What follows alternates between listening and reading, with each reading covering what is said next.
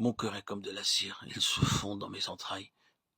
Tel est le langage de Jésus-Christ sur la croix, selon que prophétise David en ce psaume 22e.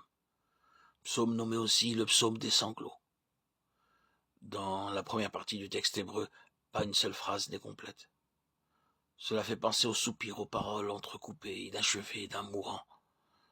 Dans le chemin de l'âme amenée à la conformité avec son Sauveur en sa mort, il vient un moment où elle comprend ce que signifie la communion avec ce cœur brisé qui fond comme la cire sous l'attouchement de Dieu. Alors, elle acquiert cette tendresse, cette douceur,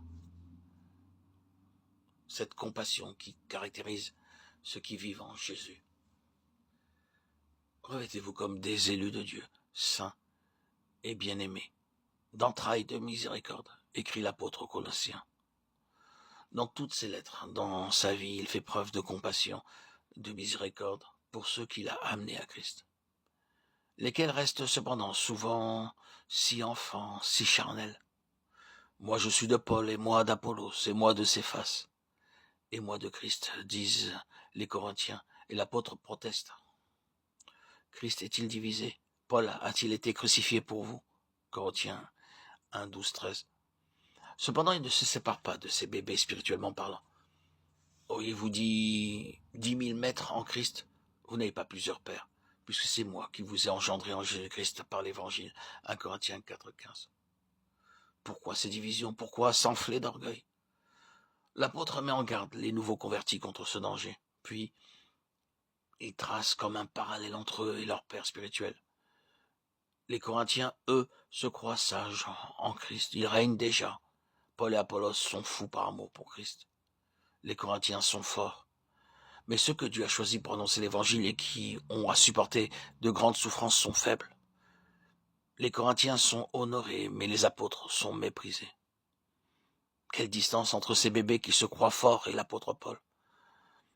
Comme dans l'église de Corinthe, autrefois, on trouve encore aujourd'hui bien des maîtres. Mais les pères, ceux qui acceptent de souffrir, de porter les bébés en Christ dans leur cœur, jusqu'à ce que leur croissance spirituelle soit accomplie, ceux-là sont peu nombreux. Un cœur de père plein de compassion, de tendre pitié, d'ardent désir pour la croissance et la vie d'autres âmes. Cela ne peut être que le fruit de la vie divine dans le racheté. Cette vie-là rend capable de souffrir, d'endurer l'incompréhension et le mépris par amour pour Jésus.